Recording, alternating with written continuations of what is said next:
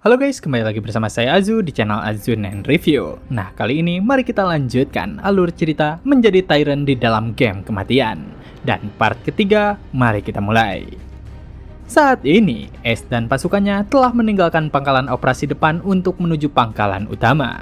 Dalam sebuah kereta kuda, Ace yang merasa bosan bertanya kepada Lucas tentang kapan mereka akan tiba di tujuan. Sambil mengendarai kereta kuda, Lucas menjawab jika mereka akan segera tiba. Oleh karenanya, ia meminta Ace untuk bersabar dan menunggu sebentar lagi. Akan tetapi, Ace justru merasa kesal karena Lucas selalu memberikan jawaban yang sama setiap ia menanyakan tentang hal itu. Dengan selesainya tutorial, saat ini Ace telah mencapai level 5, sehingga ia bisa memilih sebuah kelas dan ketika memeriksa panel sistem, ia merasa cukup kesal karena ia memiliki peningkatan status yang sangat buruk. Akan tetapi, di sana ada satu hal yang menarik perhatiannya. Meskipun peningkatan statusnya tidak jelas, namun ia dapat memilih semua kelas yang ada di dalam game tersebut. Terlebih lagi, Ace menemukan sebuah kelas yang belum pernah ia lihat sebelumnya, yaitu sebuah kelas Beginner Commander, yang membuat Ace merasa sangat penasaran. Ia menduga jika itu merupakan sebuah hidden class karena telah berhasil menyelesaikan tutorial di mode Iron Man Hell. Mengingat skill Indomitable Commander yang ia dapatkan sebelumnya, ia merasa jika harus memilih kelas Commander tersebut, karena kelas itu memiliki skill yang sesuai dengan skill pertamanya. Meski begitu, semua skill tersebut tidak akan terlalu berguna di awal permainan, karena mental debuff tidak akan muncul di tahap awal, sehingga ia menjadi sangat galau tentang keputusan apa yang harus dibuatnya. Terlebih lagi, jika ia memilih kelas yang tidak diketahui informasinya, maka itu akan sangat beresiko nantinya. Dengan semua kegalauan itu, tiba-tiba saja Lucas memberitahukan jika kota Crossroad sudah dapat terlihat. Mendengar hal itu, Ace segera mengeluarkan kepalanya melalui jendela untuk melihat kota Crossroad secara langsung. Kota Crossroad sendiri merupakan benteng yang dibangun di ujung selatan dunia. Tempat itu berfungsi untuk menghentikan serangan monster yang keluar dari Black Lake. Di masa lalu, benteng tersebut adalah benteng terbesar di Kekaisaran. Tapi karena berkurangnya jumlah monster yang menyerang, pasukan Kekaisaran pun dipindahkan ke tempat lain. Untuk menggantikan para pasukan, mereka mempekerjakan para mercenary demi menjaga tempat tersebut. Yang mana para mercenary biasanya merupakan veteran tua yang hampir pensiun, prajurit yang diusir dari medan perang, atau bahkan para pemula yang tidak berbakat. Akan tetapi, Kekaisaran tetap mempekerjakan mereka, karena sebenarnya yang dibutuhkan hanyalah perisai hidup yang dapat mempertahankan garis depan. Dengan banyaknya prajurit bayaran yang berkumpul di Crossroad, restoran, penginapan, dan bank sekalipun mulai bermunculan. Seiring waktu, Crossroad mulai berubah dari benteng menjadi kota fortress. Selain itu, para penghuni kota itu mulai menyebut Crossroad sebagai Street of Suicide dan City of Tombstone. Dengan sebutan tersebut, seolah-olah mereka mengejek para prajurit bayaran yang menjual nyawa mereka demi uang. Saat melihat kota Crossroad secara langsung, Ace merasa jika kota itu lebih besar dan lebih mengesankan dari apa yang ia bayangkan. Dan saat ini ia sadar jika dirinya lah yang akan menjadi Lord di kota itu. Selagi melewati jalan di kota Crossroad, Ace merasakan tatapan yang tidak menyenangkan dari para warga kota. Sebenarnya, ia sudah menduga hal tersebut akan terjadi, karena sebagai seorang komandan dan juga Lord kota, dirinya berhasil kembali hidup-hidup setelah seluruh pasukannya gugur. Meski begitu, ia akan membutuhkan kerjasama dari para warga agar dirinya dapat menyelesaikan game itu dengan lancar. Sehingga ia terpikirkan jika uang akan menjadi cara paling ampuh untuk meningkatkan kepercayaan warganya kepada dirinya. Karena itu jugalah ia dengan sengaja membuat kristal dari Black Spider yang berharga mahal agar dapat dilihat oleh warga. Dengan begitu, nantinya ia akan bisa membeli rasa kepercayaan dari warga kota. Setelah tiba di mansion Lord Crossroad, Ace merasa terkejut dengan seberapa mewahnya tempat itu. Ia tak menyangka jika dirinya akan bisa tinggal di rumah mewah seperti ini. Tapi tiba-tiba seorang pria berkacamata keluar dari dalam kediaman itu dengan tergesa-gesa. Begitu tiba di hadapannya, pria itu segera menyambut Ace dan memanggilnya dengan sebutan Tuan. Kemudian ia mengucapkan rasa syukurnya karena tuannya itu dapat pulang dengan selamat. Tapi setelahnya, ia kembali panik dan meminta maaf karena sebelumnya memanggil Ace dengan sebutan Tuan. Karena seharusnya, sebagai seorang pelayan, ia harus memanggil Ace dengan sebutan yang mulia. Namun, Ace segera menenangkan pria itu dan berkata, jika ia dapat memanggil dirinya dengan sebutan apapun. Mendengar semua itu, pria tersebut pun segera menarik tangan Ace dan berkata, jika dirinya benar-benar khawatir terhadap Ace. Pria yang sangat dramatis dan terlihat seperti penjilat itu adalah karakter NPC bernama Aider yang mengurus kota di dalam game Defiance Empire. Semua pekerjaan administrasi di Crossroad akan dikerjakan melalui Aider, mulai dari pembangunan fasilitas, manajemen pasukan, hingga berbagai pilihan sistem, dan Ace akan melakukan manajemen kota tersebut bersama Aider. Dengan kembalinya Ace, Aider menyambutnya di kediamannya. Juga ia memberitahukan jika dirinya telah menyiapkan air hangat dan makan malam. Jadi tuannya itu bisa beristirahat cepat. Namun mengalihkan kekagumannya terhadap rumah mewah, Ace memerintahkan Lucas agar para prajurit beristirahat, serta dirinya juga memperbolehkan istirahat hari ini. Namun Lucas yang mendengarnya ia sedikit khawatir karena dirinya harus mengurus tuannya. Hanya saja Ace berkata jika untuk hari ini saja itu tidaklah masalah, jadi sebaiknya ia melanjutkan tugasnya di esok hari.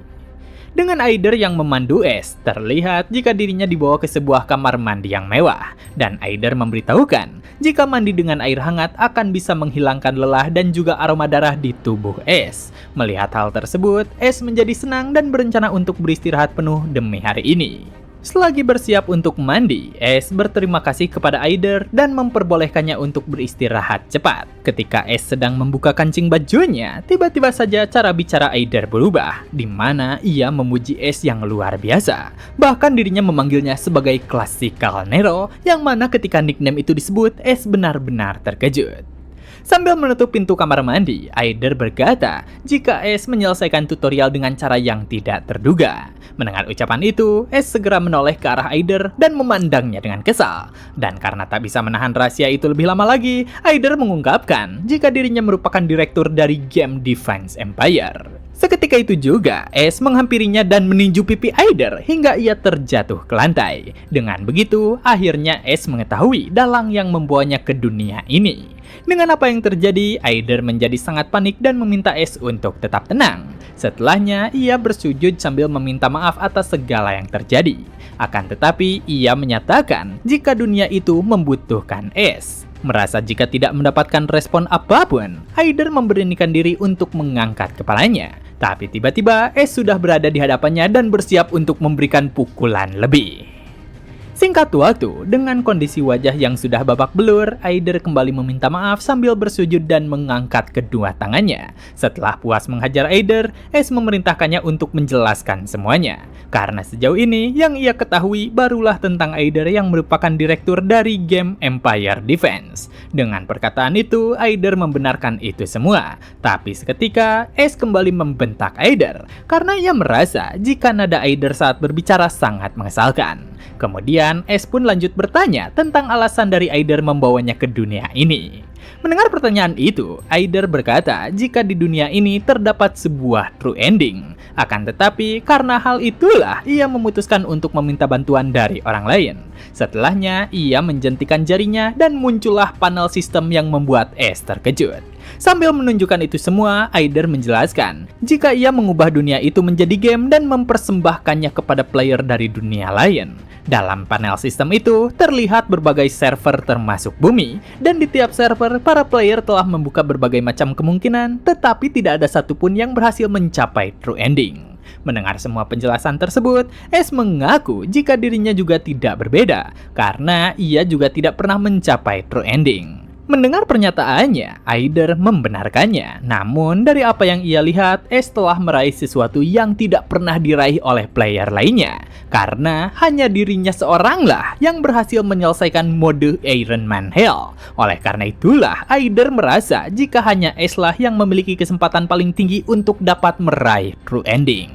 Dengan semua penjelasan itulah, Aider mengaku membawa S masuk ke dunia itu secara langsung. Mendengar ucapannya, S kembali marah dan bersiap memukulnya. Karena menurutnya, apa yang Aider lakukan bukanlah membawanya, melainkan menculik dirinya. Terlebih lagi, Aider menempatkannya di tutorial dan memasukkannya ke dalam tubuh Pangeran S. Melihat reaksi S, dengan panik Aider mengatakan jika itu adalah sebuah bug, di mana dirinya juga tidak menyangka jika akan terjadi seperti ini. Untuk dapat menenangkan S kembali, Aider segera memberitahukan hadiah yang akan didapatkan jika S berhasil mencapai true ending, di mana ia akan mengabulkan satu permintaan S. Mendengar hal itu, S merasa tidak percaya dengan apa yang Aider ucapkan. Namun, Aider segera berkata jika ia sebenarnya merupakan makhluk yang mendekati dewa, sehingga memberikan berbagai macam hal saat S kembali bukanlah sesuatu yang sulit baginya. Mendengar pernyataan itu, S mencoba meminta 10 miliar won. Namun, dengan sombongnya Aider menyebut jika itu terlalu kecil, karena ia dapat memberikan 100 miliar won dan bahkan lebih banyak lagi. Mendengar semuanya, S merasa jika dirinya sedang ditipu. Tapi di sisi lain, ia juga merasa tertarik.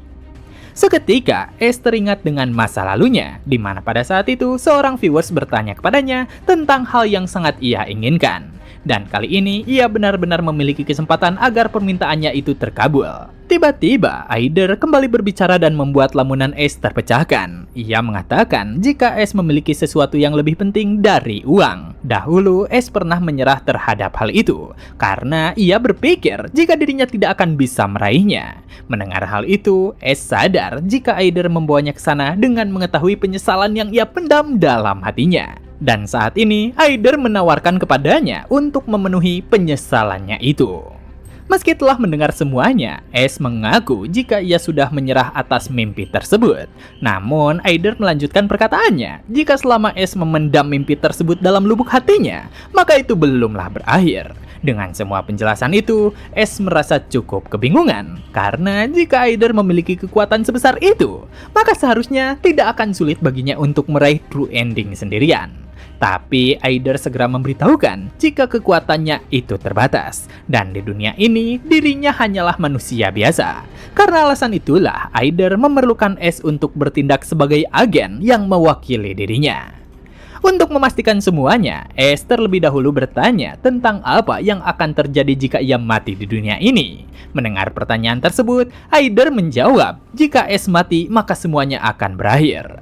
Jawaban itu S sudah menduganya dan membuatnya menjadi sangat frustasi. Meski melihat respon S seperti itu, Aider lanjut menjelaskan jika hidup adalah permainan sekali jalan, di mana tidak ada yang namanya save and load. Dan menurut Aider, S lebih mengetahui hal tersebut karena S telah menyelesaikan gamenya dalam mode Iron Man Hell. Mendengar penjelasannya, S sadar jika perkataan Aider benar, karena bagaimanapun game itu memberikan rasa nyaman, tapi kematian di sana adalah hal yang mutlak.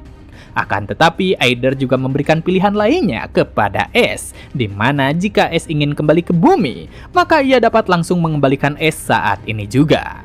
Mendengar ucapan itu, S merasa terkejut dan segera mengkonfirmasi kembali kebenarannya. Awalnya, Aider ingin menanyakan hal itu terlebih dahulu, tapi karena adanya gangguan, maka ia tak bisa melakukan hal tersebut. Dan sekarang, Aider meminta S untuk memilih apakah akan meraih true ending atau kembali ke kehidupan awalnya yang nyaman itu. Normalnya, S akan memilih untuk kembali. Akan tetapi, ada dua hal yang menghentikannya melakukan hal tersebut, yaitu keinginan untuk mewujudkan mimpinya serta rasa percaya diri. Karena faktanya, ia pernah menyelesaikan game itu dalam mode Iron Man Hell, sehingga ia memiliki informasi tentang game tersebut. Oleh karenanya, S memutuskan untuk tinggal dan mendapatkan true ending. Dengan keputusan yang dibuatnya, Aider menjadi sangat senang. Tapi S segera menegaskan jika dirinya akan berusaha semampunya. Oleh karena itu, ia memerintahkan Aider untuk membantunya semaksimal mungkin. Selain itu, ia kembali mengingatkan Aider untuk tidak lupa terhadap hadiahnya ketika telah berhasil meraih true ending. Dengan perasaan senang, Aider menerima semua permintaan tersebut. Bahkan, ia meminta kepada S untuk tidak segan-segan mempekerjakan dirinya. Sebagai tugas pertamanya, Ace memerintahkan Aider untuk menjual semua magic crystal dari Black Spider sebelum pagi. Seketika, Aider merasa terkejut dan kebingungan dengan perintah itu. Namun, dengan kesal Ace berkata jika Aider pastilah memiliki rute penjualan benda itu. Mendengar hal tersebut, Aider membenarkannya. Tapi, saat ini sudah terlalu malam dan toko-toko sudah tutup. Seakan tidak peduli, Ace memerintahkan Aider untuk diam dan lakukan saja apa yang telah ia perintahkan. Dengan tatapan tajam, Ace berkata jika ia tidak peduli bagaimanapun caranya semua itu harus terjual pada pagi hari.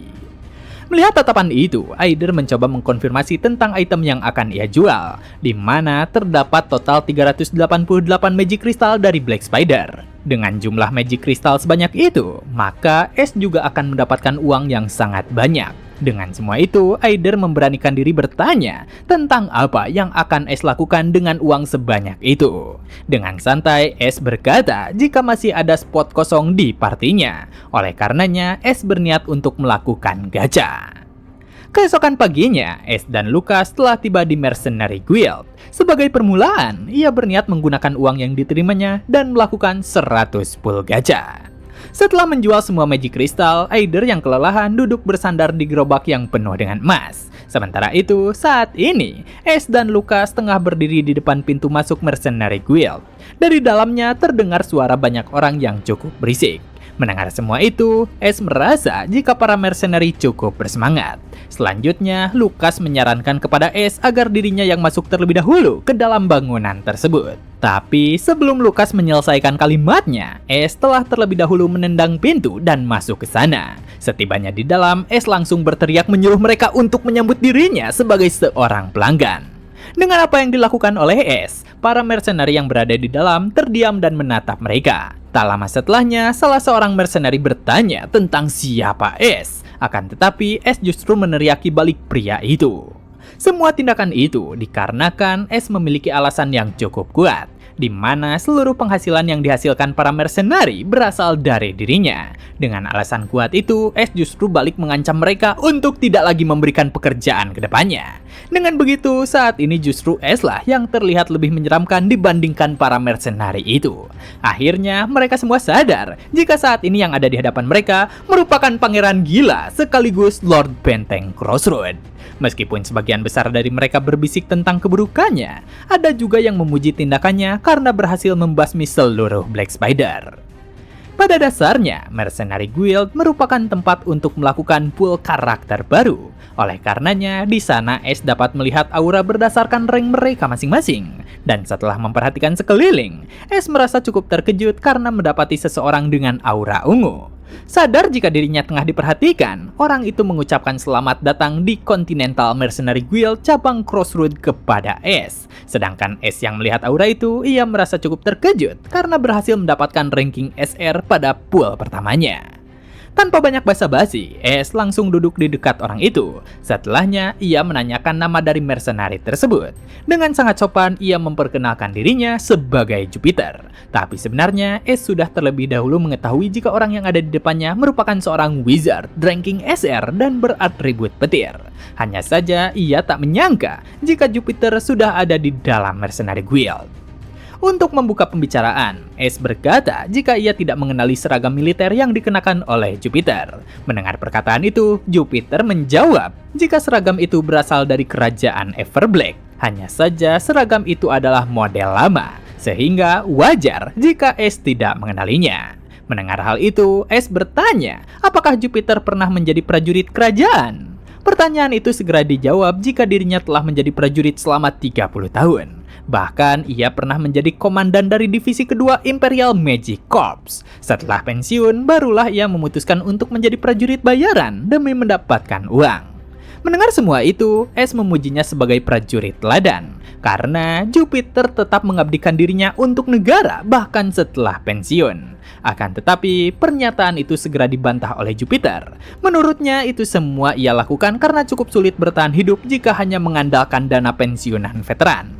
Kemudian, Jupiter bertanya tentang alasan Ace datang ke Mercenary Guild.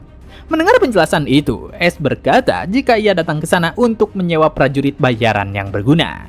Namun, Jupiter berkata jika itu hanyalah sebuah alasan. Karena menurutnya, Es datang ke sana hanya untuk membeli umpan yang bersedia mati menggantikan dirinya. Lukas yang dari tadi hanya diam saja, bersiap untuk menarik pedangnya begitu mendengar ucapan tidak sopan dari Jupiter. Namun, Es segera menghentikannya, sedangkan Jupiter kembali melanjutkan ucapannya yang menyebutkan tentang hasil pertarungan di garis depan sebelumnya, di mana ia kembali dengan pasukan yang hampir tersapu bersih. Mereka sadar sebagai mercenari memang merupakan orang vulgar yang cuman mengincar uang saja. Akan tetapi, mereka bukanlah orang bodoh yang menggali kuburan mereka sendiri. Oleh karenanya, mereka tidak berniat untuk mempertaruhkan nyawa demi komandan pemula dan naif seperti Es. Mendapati respon seperti itu, Es tetap terlihat tenang. Dan dengan santai, Es berkata jika mereka ada di sana hanya untuk menjual hidupnya. Seketika, pernyataan tersebut membuat para prajurit bayaran merasa sangat terkejut. Tapi, Es kembali menambahkan ucapannya jika mereka bersedia pergi jauh-jauh ke daerah pinggiran karena mereka tidak ada cara lain untuk mencari uang selain menjual hidup mereka. Dan sekarang, mereka malah merasa terlalu takut untuk menjual hidup mereka demi uang. Sambil mendekati Jupiter, Es mengkonfirmasikan kebenaran ucapannya itu dan memanggil Jupiter dengan gelar militernya yaitu Dame Jupiter. Mendengar hal itu, Jupiter menjadi sangat terkejut. Namun, Es kembali melanjutkan ucapannya, di mana ia berkata jika riwayat karir Jupiter sangat luar biasa. Tapi, alasan Jupiter diberhentikan adalah karena ia tertangkap basah mencuri dana militer. Untuk mengejek Jupiter, Es bertanya, apa hal itu tidak termasuk menggali kuburannya sendiri? Dalam hatinya, Es tahu jika Jupiter pasti tidak mengira dirinya akan mengetahui segalanya. Selanjutnya, Es membeberkan semua tentang kejahatan Jupiter, dari korupsi hingga penyeludupan barang dengan negara musuh. Hingga akhirnya ia tertangkap basah dan diberhentikan secara tidak hormat. Selain itu, menurut Es, tindakan Jupiter yang masih menggunakan seragam militer dengan bangga merupakan sesuatu yang sangat memalukan. Awalnya, Jupiter merupakan seorang prajurit yang memiliki kemampuan yang cukup hebat. Akan tetapi, dengan semua tindakannya, maka ia lebih pantas disebut sebagai seorang bajak laut daripada prajurit. Dan karena tindakan memalukannya itu jugalah, negara menghapus semua pencapaiannya. Mendengar semua itu, Jupiter mencoba untuk mengelak dengan menyebut dirinya masih memiliki harga diri seorang mantan prajurit kerajaan. Tapi tiba-tiba, Es langsung bertanya tentang berapa harga untuk membeli harga dirinya itu. Mendapati pertanyaannya, Jupiter hanya bisa melotot kepada Es. Namun, Es tidak mempedulikannya. Justru ia lanjut bertanya tentang berapa uang yang harus ia keluarkan untuk menjadikan Jupiter sebagai anjing pemburunya. Setelah lelah melotot beberapa saat, Jupiter kembali bersikap santai dan berkata jika Es akan membutuhkan uang yang sangat banyak untuk memperkerjakan dirinya. Karena biasanya ia menghasilkan 100.000 adel per tahun. Tanpa ragu, Es pun langsung menawarkan 2 kali lipatnya. Mendengar hal itu, Jupiter tidak dapat lagi menyembunyikan rasa terkejutnya dan tentu saja menerima tawaran tersebut. Meski tawaran Es dapat dianggap berlebihan, tapi untuk saat ini ia tidak peduli karena ia merupakan pangeran dan juga pemimpin kota ini. Terlebih lagi, ia baru saja menghasilkan uang yang sangat banyak dari menjual Magic Crystal Black Spider. Oleh karenanya, Es rela mengeluarkan uang yang banyak untuk bisa mendapatkan karakter ranking SR. Dengan menunjukkan tanda pengenalnya, Es berkata jika ia akan membeli ketakutan mereka akan kematian dengan cara membayar 2 kali lipat dari penghasilan mereka per tahun. Dengan begitu, bagi siapapun yang bersedia, maka ia akan menunggunya di sebuah lahan kosong di bagian barat Crossroad sore itu untuk menyelesaikan kontraknya. Setelah menyelesaikan urusannya di Mercenary Guild, Es mengunjungi gereja. Di sana, luka yang ia dapatkan dari pertempuran sebelumnya disembuhkan dengan magic penyembuhan oleh Saintess Margareta, yang mana Saintess Margareta merupakan karakter ranking R. Dan Es baru bisa merekrut karakter tersebut ketika ia memenuhi beberapa syarat nantinya. Saat memberikan sumbangan yang cukup banyak, Es sempat menanyakan tentang permintaannya yang sebelumnya. Karena permintaan itu, Saintess Margareta berkata jika ia telah memanggil seluruh pendeta yang dapat hadir seperti yang Es minta. Saat melihat Demian berada di antara para pendeta tersebut, Es tahu jika Demian telah berhasil beradaptasi dengan baik. Merasa jika segala urusannya di sana telah selesai, Es memutuskan untuk pergi dan mengerjakan pekerjaan lainnya. Pada sorenya, di bagian barat Crossroad dilaksanakan pemakaman bagi prajurit yang gugur dari pangkalan operasi depan. Sebelumnya, hal seperti itu sangat jarang dilakukan. Karena menurut mereka, kematian merupakan sesuatu yang lumrah dan mudah dijumpai di kota tersebut. Selain itu, dengan kebijakan Ace, kompensasi yang diberikan untuk keluarga juga sangat besar. Tak butuh waktu lama, orang-orang di kota tersebut pun mulai membicarakan hal itu. Sehingga akhirnya rumor itu menyebar dengan cepat tanpa Ace perlu melebih-lebihkannya. Selain itu, untuk menjadi sebuah pertunjukan, Ace juga ingin membuat perjuangan mereka bisa dikenal sebagai tugas yang mulia bagi umat manusia. Saat berpidato, Ace memperkenalkan dirinya sebagai Ace von Hyder Everblack, yang mana dirinya merupakan pangeran ketiga Kekaisaran Everblack. Sekaligus merupakan seseorang yang baru saja ditetapkan sebagai Lord di kota itu. Tapi bukannya memberikan semangat atau semacamnya, Ace justru berkata jika mereka pasti akan mati pada saat berada di garis depan nantinya. Dan begitulah part kali ini telah selesai. Jangan lupa like jika kalian suka dengan konten yang kami bawakan. Serta terima kasih banyak kepada kalian semua yang telah menonton video kali ini. Saya Azu dan sampai jumpa kembali di video berikutnya.